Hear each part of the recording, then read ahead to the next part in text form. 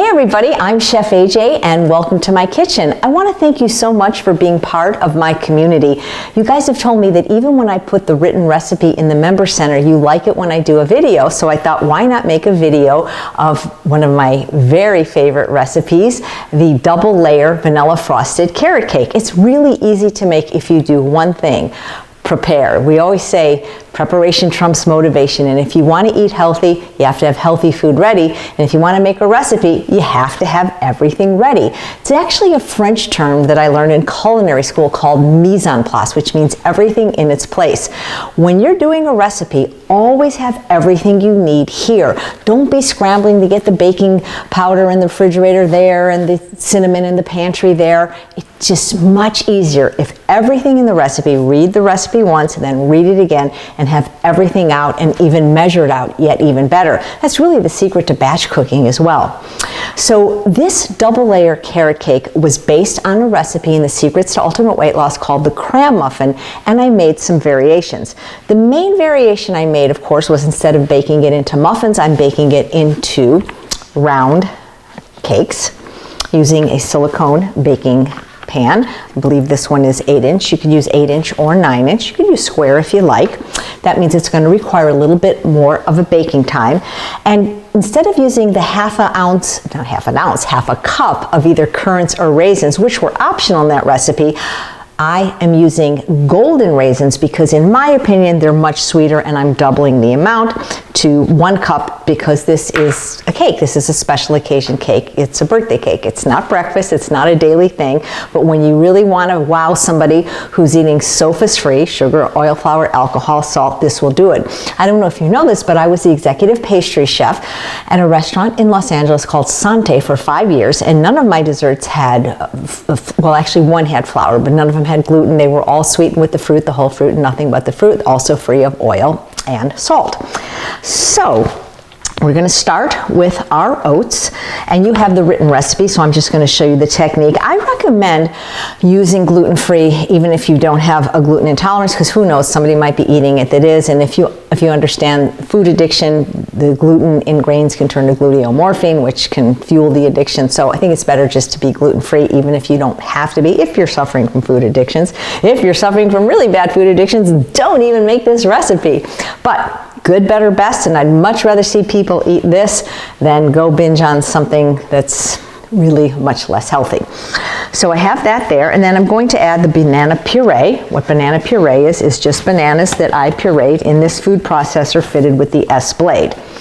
Now, a lot of people say, I don't like bananas. Is there a substitute? I really don't know one, because I am using bananas not just for their moisture, but for their sweetness. I mean, I guess you could substitute dates, but I don't know what amount would be. And remember, dates are very calorically dense. They're healthy, but they're 1,300 calories a pound, whereas bananas are about 400.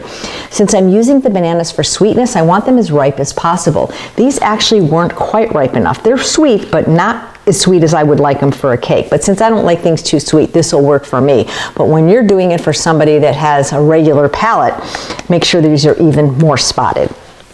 So I'm going to add my unsweetened applesauce, and if you watch my YouTube channel, Weight Loss Wednesday, I teach you how to make your own. It's much, it's not that it's much easier than buying it, but it's much cheaper, and then you don't have all that packaging.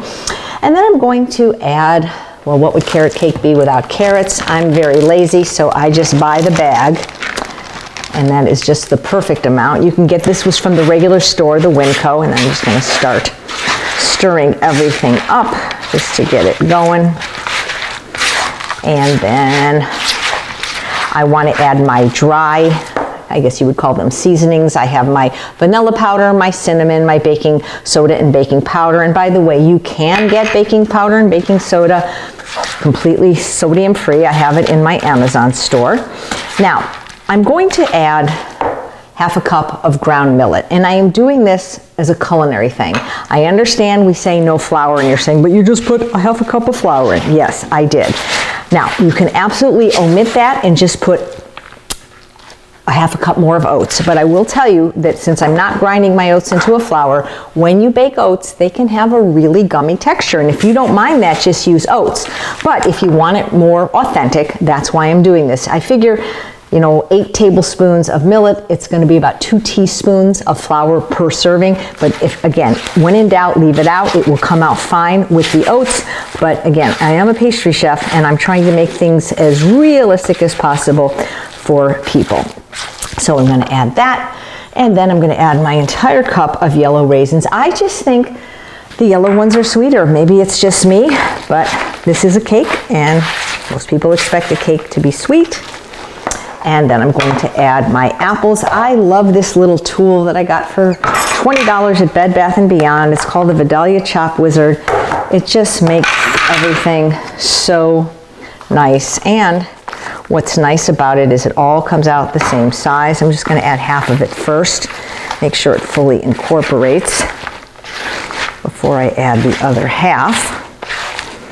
And again, so we have sweetness from the apples, the raisins, the bananas, even carrots themselves are sweet. Oh, that's looking really, really good. I'll add the rest of my apples. I'm using the Envy apple just because it's my favorite. You can get them organic at most places that sell them, that is. I wouldn't use something like a green apple, but whatever apple you like is fine. I just tend to go for the sweeter ones because this is a cake. And again, I chop them really, really fine. Want to mix everything up really well. Now, if you feel that this is too dry for whatever reason, you can make a little bit more banana puree. I'm feeling this. This is exactly the right texture. Sometimes when I have time, I'll take my Holland bowl mill and I'll chop the carrots even smaller. It's just, I don't have time, so I'm not going to do it. And then the last thing I'm going to add is my apple cider vinegar. Apple cider vinegar combines with the baking soda in some kind of chemical reaction. I don't know how it does that. I guess even in the Depression they knew that when they were making cakes without eggs, they were using vinegar. They were using white vinegar and baking soda. But I'm going to tell you the truth. I have made this cake when I've been out of baking powder and baking soda, and it's come out fine. So don't worry about it. So now I'm going to put it in my pans. I'm going to distribute it evenly among both pans. You can get these silicone baking pans. I've seen them, believe it or not, at Michael's, the craft store. I've seen them at Walmart, but really everything is available on Amazon. They're not that expensive. I'm pretty sure I have some of these in my Amazon store. I have them in many different shapes and sizes. I have a springform pan that's silicone. I have a bundt pan. They're oven safe up to 450 degrees, and you would never bake at 450 degrees. So they're really great. I use them all throughout my career as a pastry chef. That's how old these are, because that was what, I don't know, 15 years ago. And they come in little shapes, big shapes, holiday shapes. So they're really a great thing because since we're doing oil-free, nothing sticks to silicone. So you just want to make sure that they are evenly in both pans. Now, one of the things, the cram muffins, we're going to bake it at 350, which is the temperature of the cram muffin. But because this is not a muffin, it's going to require a longer baking time, probably close to an hour. So that's one thing you need to know. When you change pan size, you often change the baking. And one of the things I really, really recommend, and I think I need to put this in my Amazon store because I recommend it so much, is something called an oven thermometer. A lot of people say, oh, I followed the recipe exactly, it didn't come out. You would be surprised how even brand new ovens from the factory are not calibrated right. And you think you're cooking it at 350, and it's really, 310, 320. I'm going to place these in the oven in just a moment, but I want to show you the other parts of the recipe right now since I'm here. So this is going to be the topping for the cake, and of course we always have to make sure the cake is completely cooled before we remove it from the pans and frost it. That's just important in any cake recipe. And this is actually optional, the fruit topping. You could make this without it, but I do this mostly because it's just so beautiful. So what I'm going to make is macerated berries. If you watch my YouTube channel, you've probably seen me make these in other recipes like the sweet potato sundae and the air-fried Japanese sweet potato salad. what macerated literally means is to soften. And so people think, oh, macerated berries, you know, a lot of times they have that liquor called kirsch or other liquids, other liquors, not liquids. But all you need to macerate is liquid. So I could macerate these in just a couple of tablespoons of water, let them sit and put them in the fridge and they'll soften. You can macerate in lime juice or orange juice. A lot of people think you have to macerate with water and sugar. It's not true. Macerate means to soften.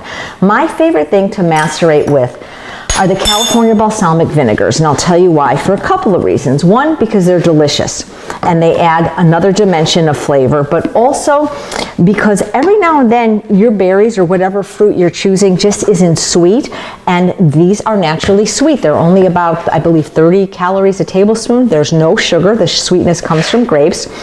My two favorite flavors to macerate in, I'm out of, so Thomas, if you're watching this, hint, hint. No, just kidding. I like the raspberry and the peach. Those are the flavors I also use for Italian soda, but any of the fruity flavors would work. Don't be using Sweet Heat or Blazing Habanero in here, but very cherry, I think, would work nicely. The coconut would work great. The blackberry would probably, that's one of the ones I'm thinking about. The pear would work great. So I'm thinking either blackberry or strawberry, and I have blackberries in here. I'm gonna go with the strawberry. And this is 4 cups of fruit, and I'm using the 3 berries that I buy most frequently at my place, which are not boysenberries, those are blackberries, blueberries, and raspberries. And then I also, because of color, like to add something to contrast it. So these are peaches. Sometimes I use mango. This is just a thing to be pretty. I'm really not going to measure, guys, because it's not much. It's probably like 2 tablespoons. You see I'm just going boom, boom, boom. You don't want too much, because what's going to happen is they're going to naturally release their own juice. So if I had to estimate, I'm going to just say that's 2 tablespoons. But you can see it's getting shiny. And then what I'm going to do is I'm going to put it in this glass jar. And by the way, I macerate berries all the time, even when I'm not making the carrot cake. These make a great topping for your banana nice creams and your fresh fruit sorbets, or just to be eaten by themselves, maybe with some mint. So these are going to soften as they sit up in the refrigerator. And this is just to decorate my cake. So now the frosting. Okay.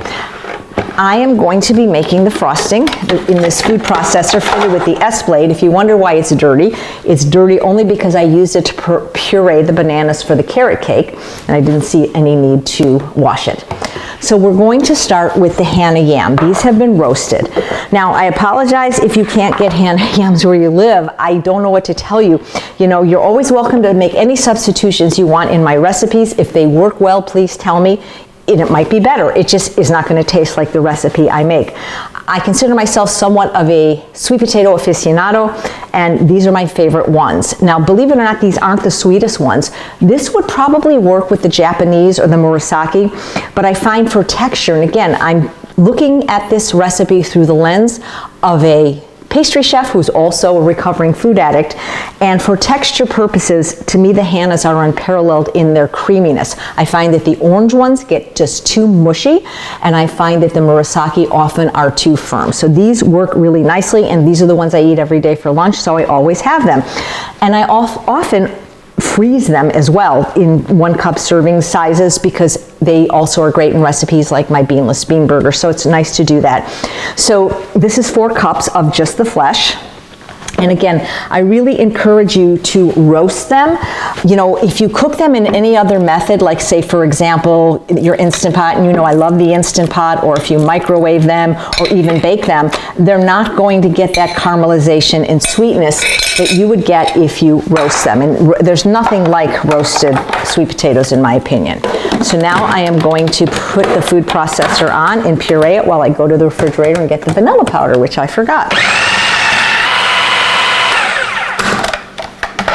I don't know if you can see, this is just really, really creamy. So there's a recipe in my book, The Secrets to Ultimate Weight Loss, for vanilla frosting that we use on the pumpkin pie bites, sort of to make a sandwich cookie, and you can certainly use that recipe. However, I'm really trying to cut down on my use of dates, not because I'm worried about my weight, it's just, you know, dates are expensive, bananas are cheap, and I sometimes run out of dates, and I always seem to have bananas. So what I like to do is to add banana to that. I'm going to start with 2. I'm probably going to add 2 more. One of the things I want to say about bananas is that, and I noticed this when I was shooting an episode of my oatmeal cookie, when bananas have been frozen and then you defrost them for recipes, they are much more liquidy. That doesn't mean they won't work, but because of that, you're going to have to add more of the other stuff, like say for the oats, for example. So just be aware of that if you're using bananas that have been frozen. So I'm going to puree it again. And then I'm going to taste it for sweetness. I am going to add some dates in here, but I'm using bananas to cut down on the amount of dates. Trick we learned in culinary school, so we don't have to keep using another spoon. And by the way, that's what this pocket is for, or a thermometer. So you can just put it on the back of your hand. Good. But I'm still tasting sweet potato. So we are going to add, and it's not that it's bad to taste sweet potato. It's actually quite delicious. I'm going to add 2 more bananas. The reason I'm doing this is because I only made this cake twice last year, actually, for 2 different friends' birthday, and I didn't write it down because I don't write stuff down. I just make stuff up as I go along. But I realize for people that need recipes, not such a great thing. So I'm going to puree again. All right, with a food processor that's this full. Oh, look at that. Isn't that beautiful? Wow. Almost looks like pudding. It really is pudding. So now I'm going to taste it again. This really is. Right here, here's your banana pudding recipe. Good. It's neither banana-y or sweet potato-y. This is fine for me, but again, it's a cake, and I know most people want it cakey. So I'm going to add some date paste that I had in my refrigerator. Remember, you can always add, you can't take away, so that's what I was thinking, 4 tablespoons, that's exactly what I have. And something that's very important in my opinion, which is the vanilla powder. And yeah, I guess you could use extract. Once you have used vanilla powder, especially in recipes like the date shake, it is really hard to go back to vanilla extract. Let me tell you, there's no comparison. Vanilla extract, we couldn't use it in the restaurant because a lot of times celebrities were in rehab for alcohol, and vanilla extract has alcohol.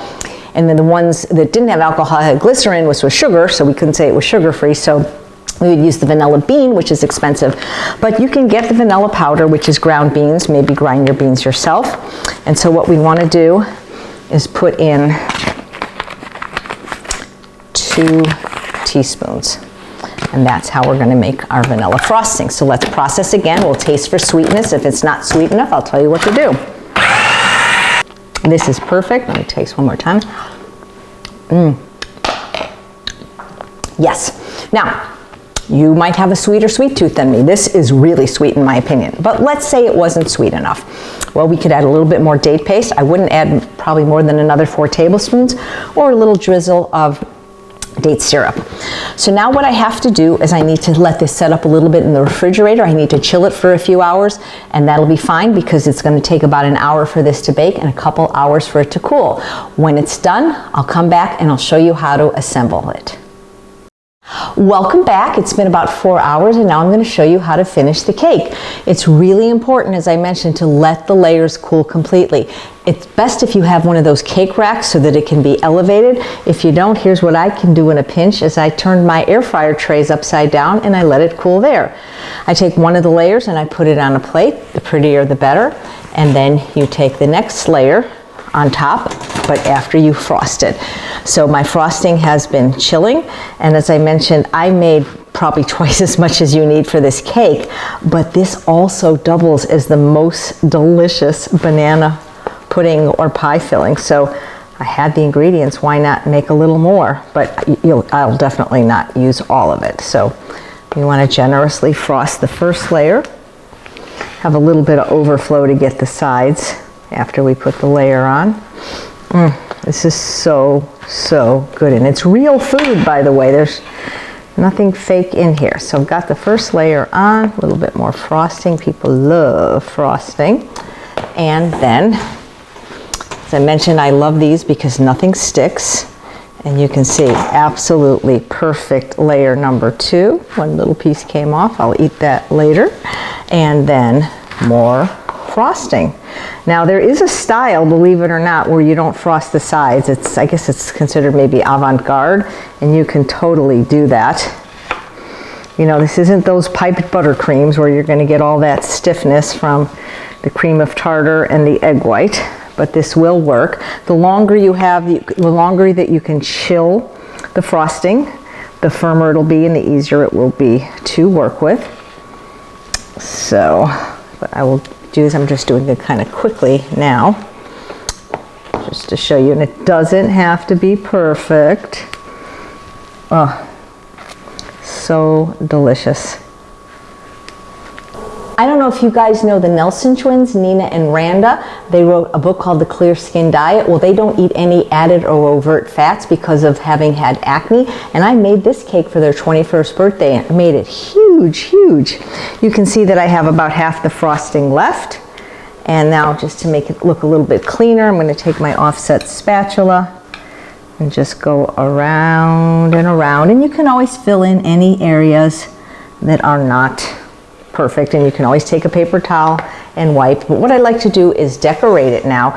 So what I love to do is I like to take strawberries and just stick them all the way around. This is just a really pretty technique. And again, you know, the more fruit you add, the better. Just go all the way around the cake. Try to get strawberries that are bright red if you can, organic of course, and try to get the ones that are about the same size. So we'll just go all the way around the cake. And you know, the picture that you guys have, I did put some unsweetened flake coconut, which you can also get defatted. And that's completely optional. It's really just for looks. You don't have to use coconut. If you really like coconut, when we macerated the berries, that is an option for the vinegar. But I always loved decorating the cakes. That was one of my favorite parts of being a pastry chef. Not such a great job for somebody who's a food addict, I found out. Can't get high in your own supply, but I was pretty good at it. Had a lot of celebrity clientele. I'm coming out with a book hopefully this year called A Date with Dessert. All my recipes from the restaurant. So there we have a very pretty bottom, and what I like to do is use what I have. Like I have some pomegranate seeds. They'll be pretty if I have room. And remember that fruit that I macerated about 4 hours ago. I am just going to, put it on the top. You can see that some of the liquid is spilling over. I probably should have used a slotted spoon, but that's okay. And I like to leave a little space for the frosting. I like to put a lot of fruit on, but I kind of like to leave just a little bit of a perimeter. And again, there's no right or wrong with what kind of fruit or how much or even no fruit. Whoops. If you think this looks good, I promise you it tastes better. I've only had it twice in my life. Like I say, I made it twice in 2019, once for Rosanna's birthday. That's Toby's wife. She's the one that inspired it, because you have to have a cake on your birthday. And then from my friend Liz's birthday at the lodge. So I've had a piece twice. And I have very, very fond memories of it being literally the best cake I ever ate. Okay, probably should have used a slotted spoon because I got a little bit of juice. And again, you know, you can spend as much time making it perfect, but you know what? It's gonna get all mushed up in your stomach anyway. Whoops. It's hard doing it when people watch you. I work better when I'm not being filmed, believe it or not, for beautifying. Okay, that's pretty good. Let's see if I want to put a few. Maybe I'll put a few of the pomegranate seeds on, just because I can. They're pretty.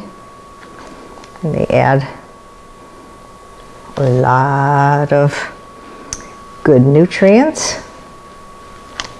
Man, oh man, can I not wait to eat this. And if I did want to put some, let's see if I want to, if I even have a spoon here. Yeah. For the coconut. Maybe just a couple sprinkles. And you can also toast your coconut if you like it that color, but I like it white. Let me see if this even really adds anything. Sure, it does add a little bit. So just a little sprinkle. It doesn't have to be all the way around, but it does look nice. And again, totally optional. Even the fruit is optional, honestly. So there you have it. guilt-free, not calorie-free, definitely SOS-free. And if you don't use that 12 teaspoons of millet, flour-free, this is my gift to you. And I hope that you will try the recipe, and if you try it, you'll like it, and let me know how it turned out. And I also want you to know that it's completely possible to live a life free of refined sugar. I haven't had sugar since July 6, 2003, and you still can satisfy your sweet tooth by using the fruit, the whole fruit, and nothing but the whole fruit. I wish you continued good health on your journey to optimal health, and I truly believe you can have both the health and the body you so richly deserve and not deprive yourself. Take care.